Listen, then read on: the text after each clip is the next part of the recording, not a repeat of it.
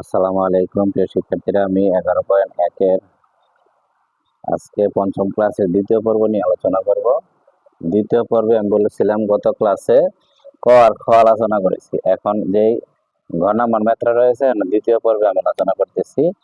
আমাকে এখানে বলা হয়েছে উদ্দীপকে x equal to 10pq by p plus q. তো এই উদ্দীপকের আলোকে আমার এটা প্রমাণ করতে হবে। তো এখানে দেওয়া আছে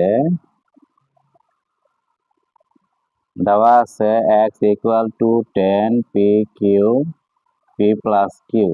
আমাদের যে মেথড রয়েছে তার মান কিসের মান নির্ণয় করতে বলছে?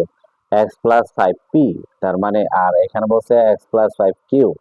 এখানে p আর q এর কথা বলছে, তার মানে উভয় রাশিরে আমরা 5p দ্বারা ভাগ করব।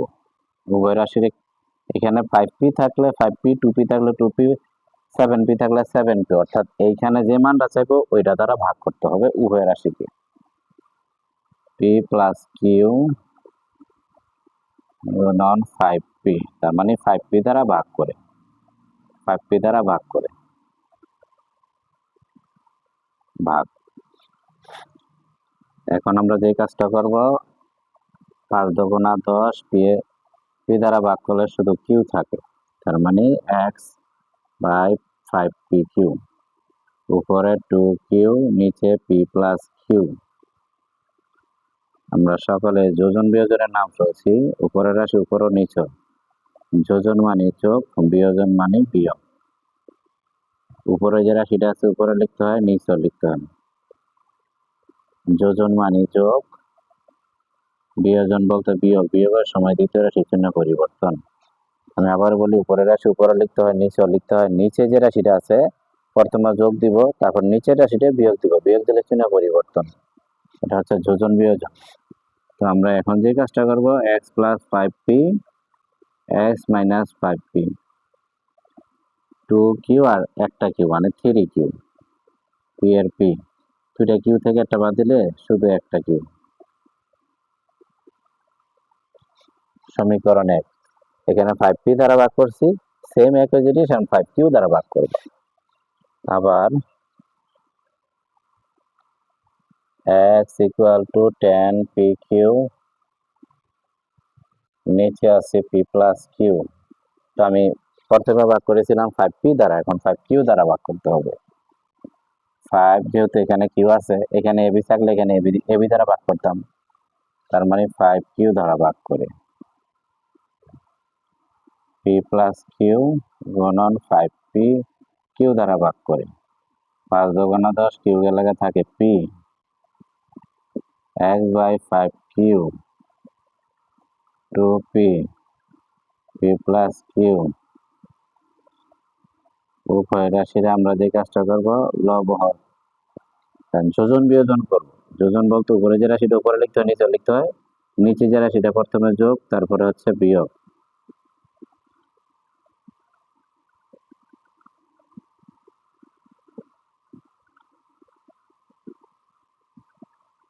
বিয়োগের সময় দ্বিতীয় রাশি চিহ্ন পরিবর্তন হয়। x plus 5q x minus 5q, দুইটা পি, একটা পি, তিনটা পি, আর এখানে কিউ আছে কিউ। দুইটা পি থেকে একটা পি বাদ দেওয়ার পর শুধু একটা পি, কিউর জায়গায় কিউ। সমীকরণ 2। এখন 1 নং যেহেতু এখানে যোগ আছে, 1 নং আর 2 নং আমরা যোগ করব। 1 নং সমীকরণ 2 নং সমীকরণ যোগ করব। 1 নং সমীকরণে বাম সাইড আগে লিখতে হবে, বাম সাইড দুইটা আগে লিখবা। এখন x plus 5p x minus 5p plus x, দ্বিতীয় আছে x plus 5q x minus 5q। এখন এটা ফলাফলটা কি আছে? ফলাফল আছে 3q plus p q minus p plus, এখন এটা ফলাফল আছে কি 3p প্লাস q, নিচে আছে p মাইনাস q। এখন আমরা একটু লক্ষ্য করে দেখবো, এখানে কিউ আগে এখানে কিউ পরে। সাজাতে গেলে চিহ্নটা পরিবর্তন হবে, সাজাইতে গেলে আমাদের প্লাসটা মাইনাস হয়ে যাবে। তোমাদের মনে রাখতে হবে, সাজাইতে গেলে চিহ্ন পরিবর্তন। কিউ মাইনাস পি এটা এখন লিখতে পারবো কিউ মাইনাস পি। একই রাশি একাধিকবার থাকলে লসাগু একটাই হবে, কিউ মাইনাস পি হবে। দ্বারা ভাগ করলে কিউ মাইনাস পি দ্বারা শুধু উপরে থাকে থ্রি কিউ প্লাস পি। আবার কিউ মাইনাস পি দ্বারা ভাগ করলে উপরে থাকে থ্রি কিউ। এখানে মাইনাসের সময় দ্বিতীয় রাশির চিহ্ন পরিবর্তন আছে, প্লাস হবে মাইনাস। এই জিনিসটা আমাদের একটু খেয়াল করতে হবে। মাইনাসের সময় দ্বিতীয় রাশির চিহ্ন পরিবর্তন। তিনটা কিউ থেকে একটা কিউ বাদ দেওয়ার পর শুধু দুইটা কিউ থাকে, দুইটা কিউ। বড় যেহেতু তিনের চিহ্ন প্লাস প্লাস দিতে হবে না, বামে থ্রি কিউ থেকে একটা কিউ বাদ দেওয়ার পর একটা থাকে, দুইটা থাকে, সরি দুইটা থাকে এখন। তো থ্রি কিউ থেকে একটা দুইটা কিউ থেকে বাদ দিচ্ছে একটা, দুইটা থাকে। এটা হচ্ছে একটা কিউ ছিল, এটা পি ছিল, দুঃখিত, এটা পি ঠিকই বলছি আমি, কিউ লিখছি পি হবে। তিনটা পি থেকে একটা পি বাদ দেওয়ার পর দুইটা পি থাকে, কিউ মাইনাস পি।